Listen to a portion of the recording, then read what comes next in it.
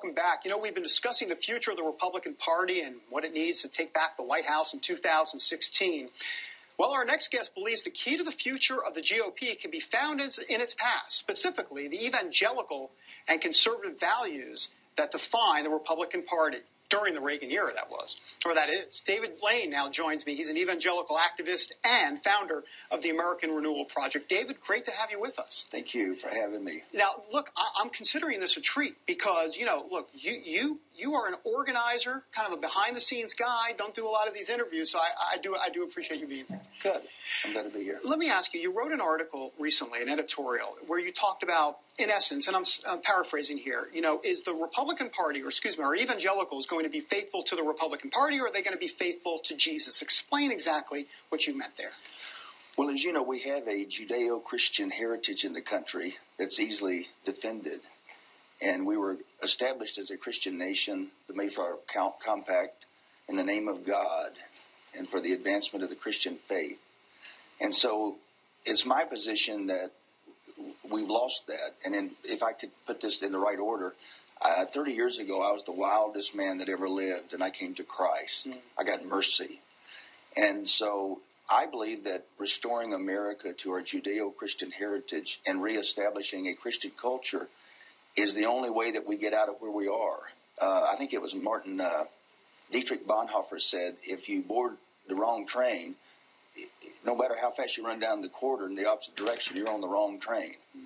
From my perspective, we're on the wrong train. Not only nationally as a Christian nation that we've left God, but even the Republican Party is heading in the wrong direction from my perspective. Mm-hmm. What has the Republican Party done specifically that brings you some concern, that gives you pause here exactly? Well, the latest thing would have been what happened in Missouri to Congressman Todd Akin.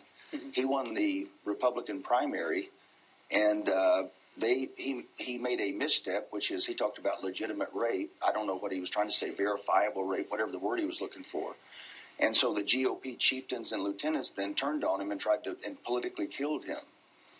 And so, except he's got a 12-year voting record, stellar voting record of limited government, deregulation of business, lower taxes, and easily is one of the most conservative social and fiscal conservatives in Congress, but yet he misstepped. The other side to that is that they were trying to pick up a congressional seat in Massachusetts. Mm-hmm. There was a homosexual liberal activist named Richard Teesey running for the Congress in Massachusetts. They gave him $1 million. So they tried to kill this guy because of a misstep, and then they fund another guy who doesn't believe anything that we believe. And so in terms of the context, there's 65 to 80 million estimated evangelical Christians in America. Half of those are not registered to vote. Half of those don't vote.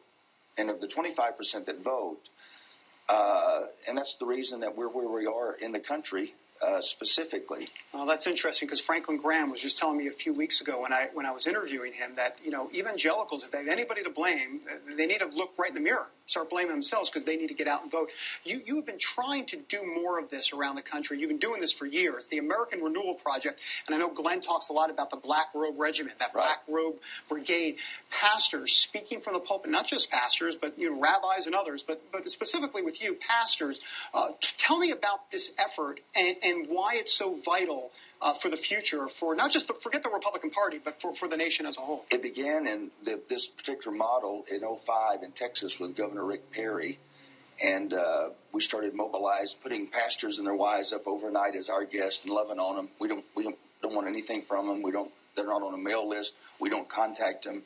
And the purpose was trying to get them to engage the culture through get out the vote, voter registration, and get the pews to engage the culture as the way to try to save the country or turn the country. Somebody's principles are going to reign supreme. Mm-hmm. It's either our principles or somebody else's principles. Russell Kirk said, politicians are actors performing a script written by the audience. The audience controls the stage, but evangelicals don't get it at this point. So of the estimated 65 to 80 million have not registered, half of those don't vote. And so to turn the country, if that's what we're going to do, to turn it back to him, the evangelical pastors, pro-life Catholics in America are going to have to engage the culture.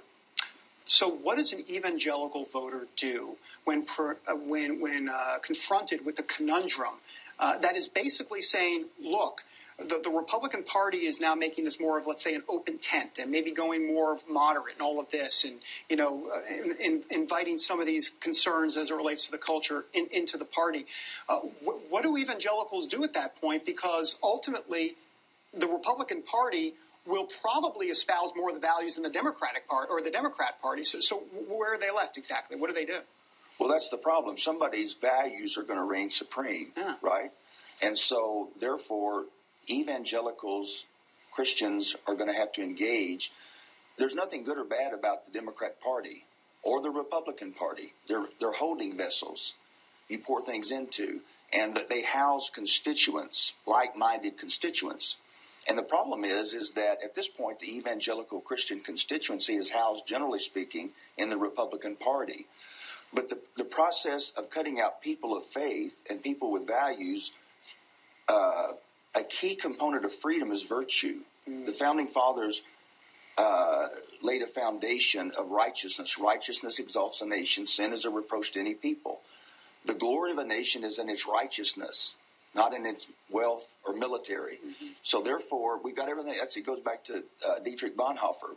We boarded the wrong train and we're going down the quarter, but that doesn't. You've got to get this thing right, and that's why that the evangelicals. Some people have advocated a third party. I don't advocate that at all. I think that just splits us up into many different directions.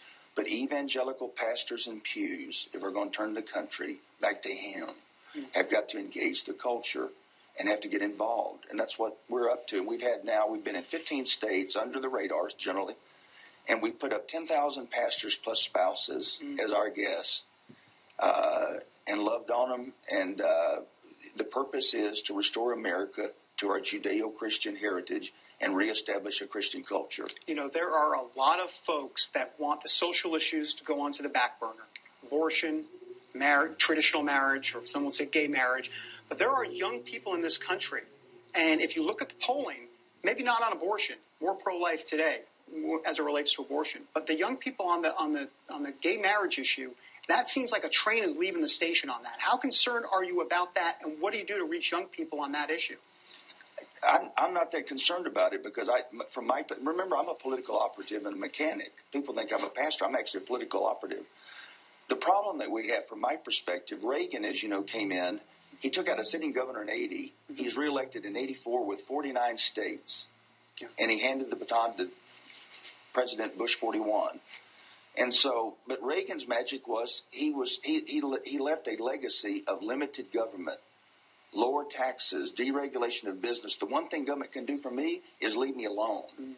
That was the beauty and the heritage of Ronald Reagan. And it's the reason that my wife, kids, 2 of our 4 kids, and my in-laws stood on the side of the road for 4 or 5 hours, hundreds of thousands of people around us who paid the respect to Ronald Reagan's hearse as it went by in 04, whenever the year was when they buried him. Go ahead. And millions of people nationwide did the same thing. In Washington, D.C., the interstates were loaded with people to pay respects to Ronald Reagan. He stood on principle. He wasn't perfect, but he stood on principle. That's what the Republican Party has to get back to. Are you concerned that the train is leaving the station on so many of these issues, and that what can evangelicals do at that point if that train is leaving the station? Real quick, because we. In the 2008 Christian Book of the Year was by Bruce K. Waltke. Dr. Waltke said that in his Judges chapter, the gift of warlords.